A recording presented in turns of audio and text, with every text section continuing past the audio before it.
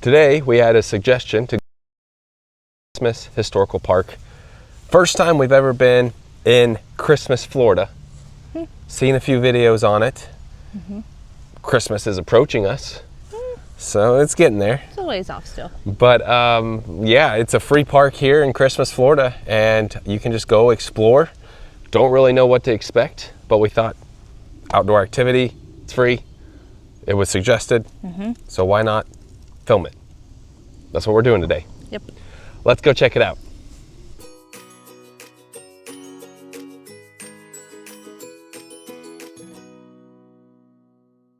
They do have a bell right here. I guess, don't really want it. Oh, there you go.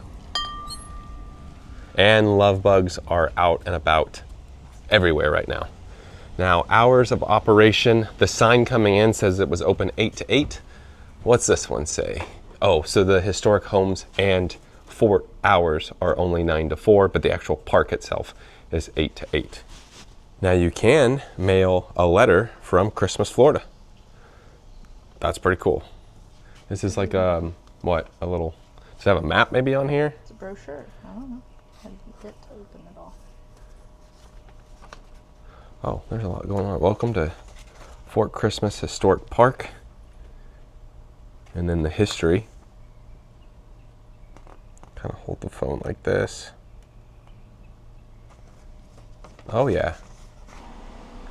It's kind of hard to read this map, but just some things we have. The Beehead Ranch House, Brown House, Cane Mill and Syrup Kettle, Cracker House, Fort Replican Museum, a barn, house, school, house.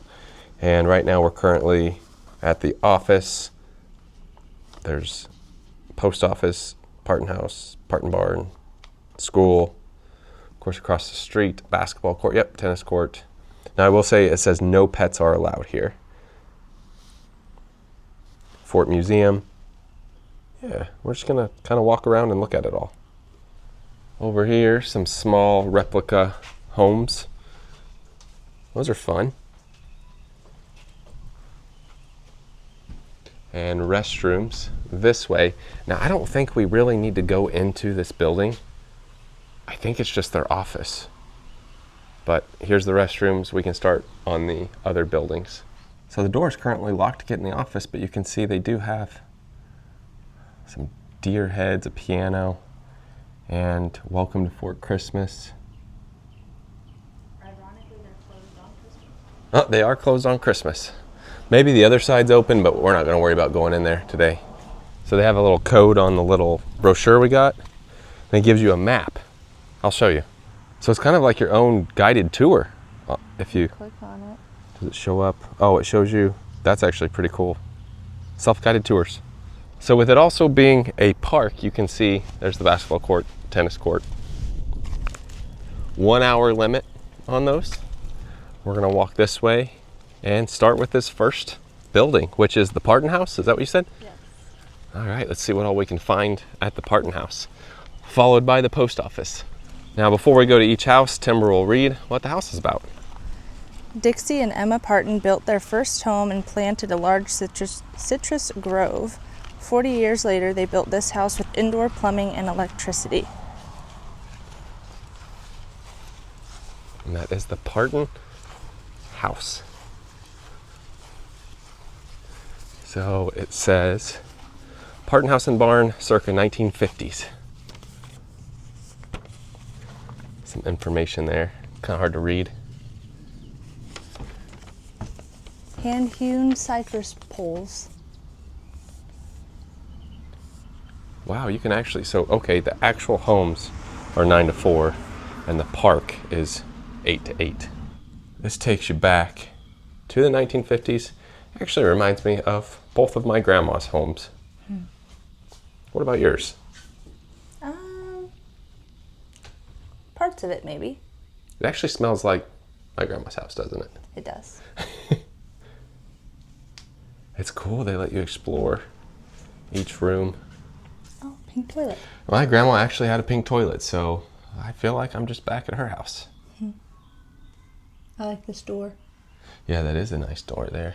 Again, I've got the phone zoomed all the way out just so we can see everything. Next room's a little dining area. Hey, look, the Last Supper picture up on the wall. Here's a bedroom. And then on the other side, another bedroom. Look at all the old toys. The Texas Rangers, Tarzan.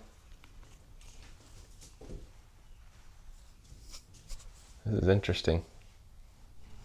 Moving on to the next little area.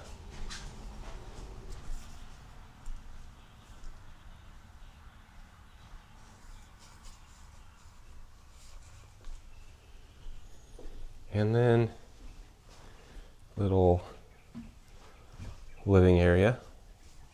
Oh, that's nice. The old TV. Piano.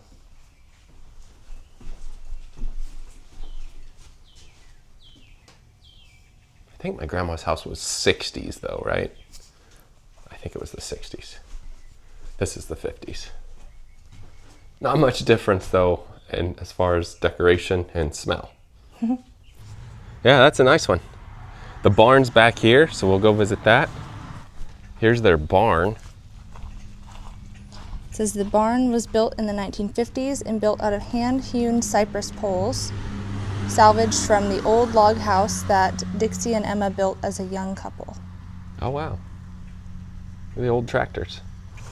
Next will be the post office.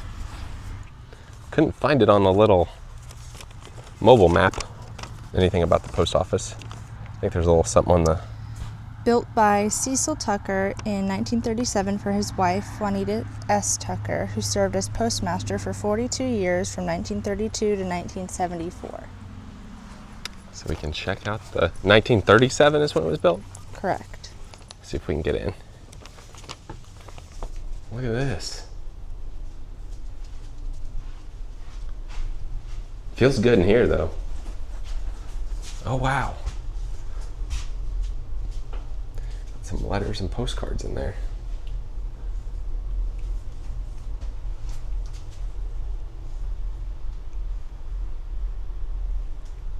Some stamps. Also Christmas, Florida, zip code 32709. Also do not touch, but they do have letters. Let's see if we can see a date. 1960. Hey, I would like to send this letter off, please. Thank you. Christmas Museum, Christmas, Florida. Admission is free.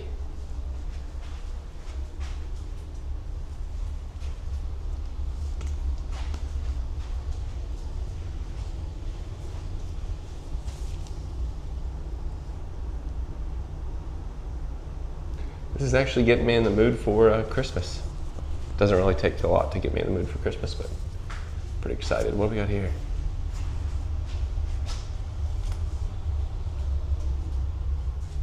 And then back behind,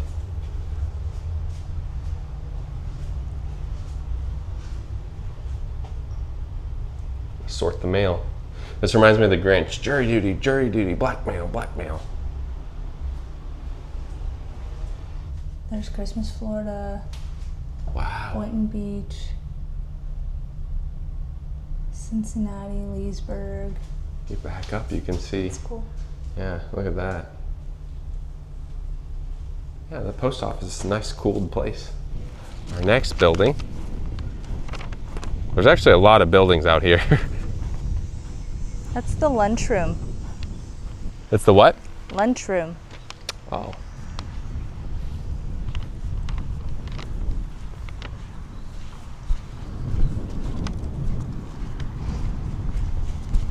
Lunchroom circa 1932. The lunchroom served home-cooked meals and local women were hired as cooks. There were never any leftovers. Later it became a classroom. Oh, this is neat.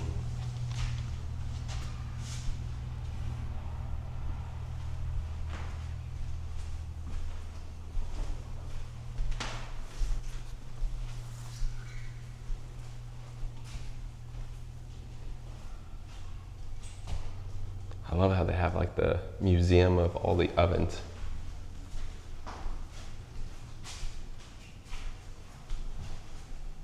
What's your favorite one? This one? Oh, out of these? Yep. I probably like the style of the far one down there. This one? Yeah. Or that one? This one over here, the white one. I like little storage things. Oh yeah. Next we have the school. Union School became Christmas Elementary in 1959 and closed due to overcrowding in 1969. The two-room school grew with the addition of the stage in the front and a small classroom in the back. Later, the front room became the kitchen, lunchroom, and auditorium. It's circa 1906. Wow. Look at the old tree right here next to it.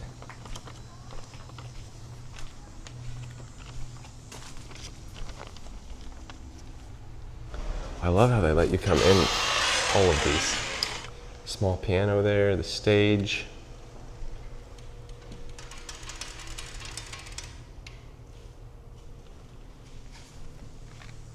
Look, these books are for your pleasure. Handle with care. That's pretty cool. There's the Florida handbook. Mm-hmm. So we think these are maybe the students that were here? Or just people involved in some way. It goes 1906 to 1929, 1930 to 1949, 1950 to 1969. This could be the earliest photograph of Union School. It's possible that most of Fort Christmas families are represented here. And you walk over to this side. Oops. There's a classroom. Look at all the love bugs flying around. Does it say anything about this tree? No, I don't believe so. Now we're gonna head over, I guess, to the fort side, right? Right. So this is more of like your actual park, and then the fort. And you can see there's several buildings all the way around. Now you can drive over to this side too. We just parked up at the front, but you can drive this way. I'm guessing there's a front side to this fort. Yeah. Look it at this. says- Oh, Sorry, look at this sign real quick.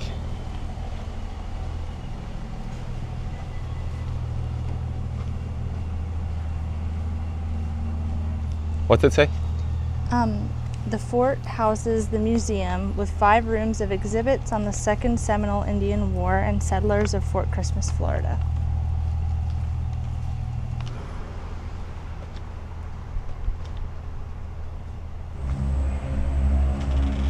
This is the storehouse.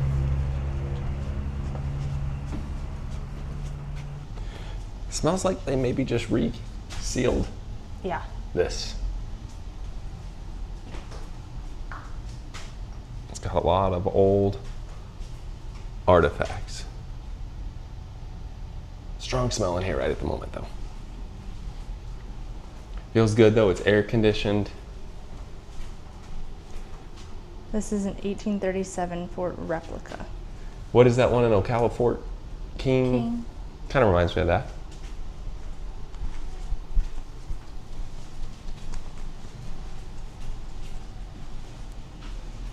The museum was designed as a replica of a small Seminole War fort, Fort Christmas, originally built within a mile of this location on Christmas Day in 1837.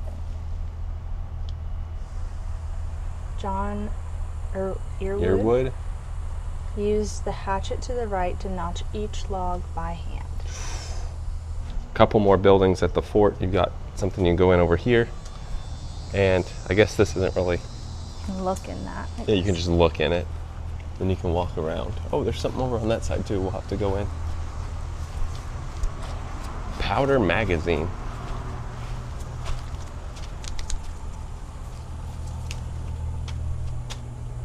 Oh wow. We're gonna go back to this one first before we go to the other one. Blockhouse.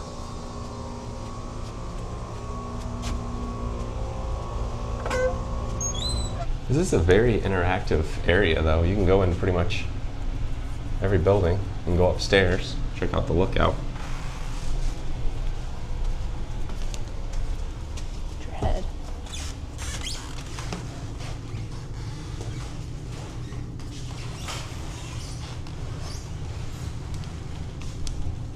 Quilts. Look at all the quilts. We kind of have one like that. Ish. A lot of quilts. Also kind of like that over there. Ish. Oh yeah, that one is really similar. Pretty similar. Here, there's little windows you can look out to see. Yeah, it's a little bit foggy. I believe this other one also said the block house, so it's probably pretty similar, but we can at least show you what it's like. This one's open. It'll be the same sort of thing. They got some rifles over here.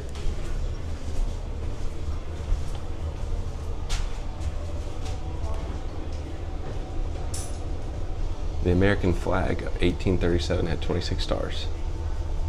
The 27th star was added when Florida was granted statehood in 1845. Ugh. You love this spot. So same thing, they have a little spot up here you can read and look at different items.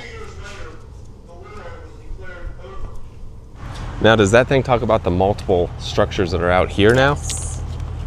Yep. So we're gonna just walk to all of them. Now, we're not gonna do like the pavilion. That's obviously the pavilion. And then over here, restrooms, little play area. But there's several structures around this spot that we're gonna look in. So this one is a resource library, is that what you said? Research library. Research library. And it's accessed by appointment only. So we won't be able to go into that one. But we can keep walking around. That back over there to the left is the cane mill and syrup kettle. We'll head that way. This says cane grinding. Oh, so that's similar to the Pioneer Village one. Look. Yeah, that one's still in use at the annual Cracker Christmas event in December. This one is? Yep. Oh, here you go. Cane grinding, syrup making. Shows a little historic homes map. Over to the left, does it state what that is? This? What does it say? 1999 kiosk. This is not an old building, nor was it a church. We have photos in here of the oldest church in town, which is still in use. But it is currently locked at the moment. So Yates home.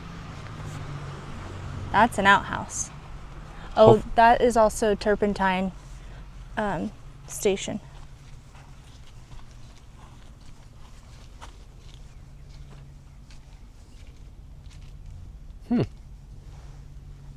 Of course, we got to look in the outhouse.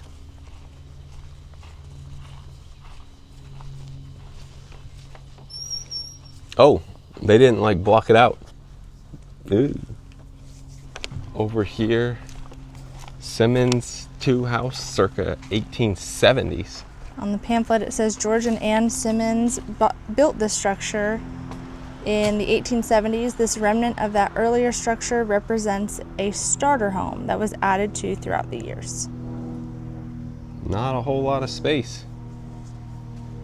This is the Yates house. Yes, Bud and Polly Yates homesteaded 40 acres and raised their 8 children in this one-room house. So something we've noticed, and we're going to try to hurry now. Mosquitoes are pretty bad out here. Yeah, bug spray.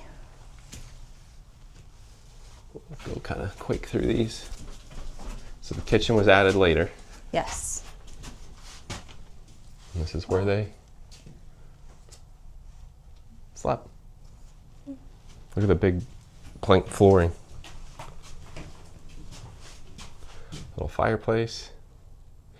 That's interesting. Look at the wood in the fireplace. Mm-hmm. I had no idea it was this big. So we have this one to do, these, and this one. Does it say anything about this little? The smokehouse? Oh, yep, smokehouse.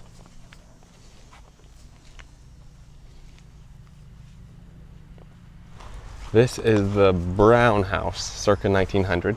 Yep. They built this home after the log cabin they lived in was destroyed by a fire. The Brown family was one of the first to plant a citrus grove in the area.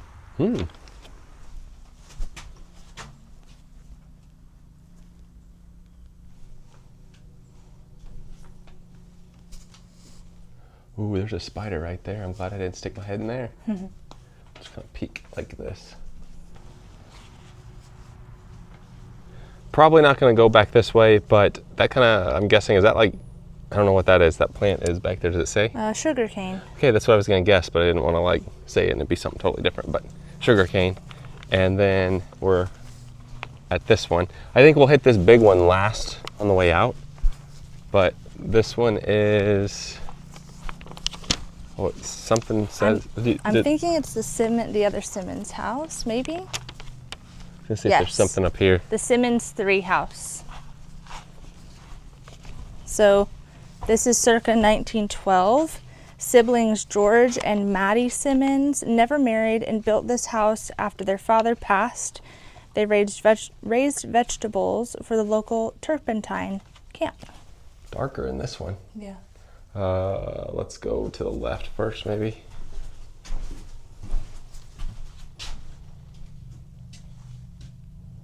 Look at the ceiling, though. And then the other room. Yeah, the ceiling's my favorite part in here. Mm-hmm. So then the back porch leads to probably their kitchen. Kitchen area. Let's see if we can just open the door here. Oh, does this work? Looks like there's water. Oh, they zip tied it. Oh, bummer. That's shut, so maybe we can try this other door. Oh, it goes back here a little bit. Well, the kitchen has to be, right? Yep. Wow. Guess that's just maybe, I don't know. Livestock pens, I think it said. Livestock pens, livestock pens. This building here, maybe? Yeah, there are chickens, aren't there? Yeah, big ones. We'll go this building, then the last building, and get going. Like I said, the bugs are bad today. I heard them. They must have been under the house or something. Does it say what this one is?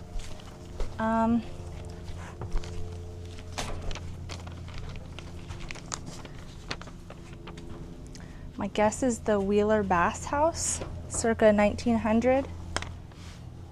Built by Jim Wheeler in the early 1900s as a barn, it was converted shortly after completion to a home where he lived between ranching jobs. Jim Wheeler's son, Hewlett Tex Wheeler, was an American sculptor who is renowned for his lifelike depictions of cowboys, cattlemen, and horses. You can find pieces of his artwork displayed within the park.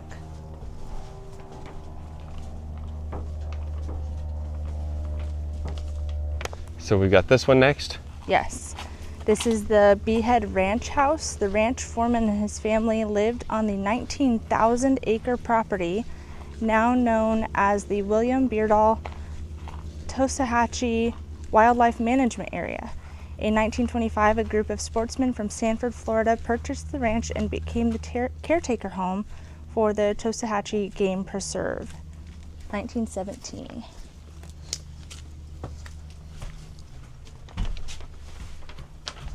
Same kind of ceiling design. Yeah.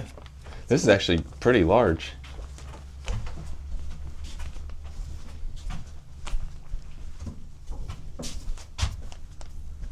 Oh, no, thank you. Piano.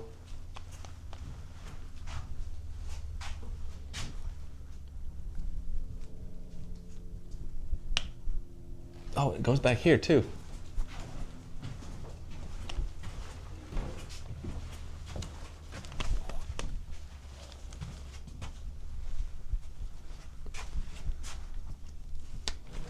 Last but not least, this one was, did we get them mixed up? I'm wondering if maybe, well, I know the Wheeler We read the one, sign, I wasn't really reading the sign when I was filming it. I know the Wheeler one was accurate. I don't remember what this one said. This one was, oh, the Woods house. This is not on the map. Oh, so what you just read prior to going into this house, That applies to the next one. that applies to Beehead. this one. Got a little butterfly garden. And this one was officially called what? We'll look at the sign. This but is the Beehead Ranch. Gotcha. So this one's even bigger than that other one. Beehead Ranch House. Last one. Kind of do a tour through here. It's a nice fireplace.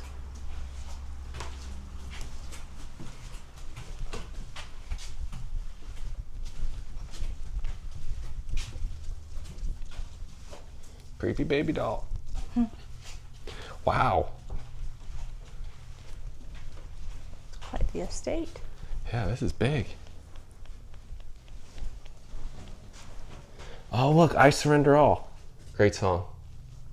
The other house had Christmas hymns. Oh, did it? Oh, look at that. Yeah, this is definitely the biggest.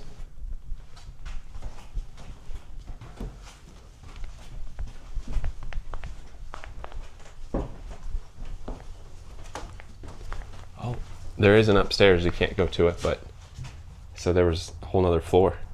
Well, cool. We just finished it all, so we're gonna walk back to the car, but honestly, it's a lot more than I thought it was. It's free, and you get to see a lot of old stuff. That was our trip out to Fort Christmas Historical Museum here in Christmas, Florida. I think it's worth it. I will say tip number one, wait till it gets cooler, wait for the mosquitoes to go away, and there are fire ants, so be sure to wear sure appropriate attire for that. But it's about 91 or 92 right now. Still a little too warm, but it is very cool to see. I would recommend coming out here. It probably took us about an hour to walk through it all. And we kind of went pretty quick. So. Yeah. Once we realized the bugs were just biting us left and right, we kind of sped it up a bit. But you can see a lot of history here in Christmas, Florida. First time ever been here, and I like it. Pretty cool. With that being said, that does it for today. Thanks for watching.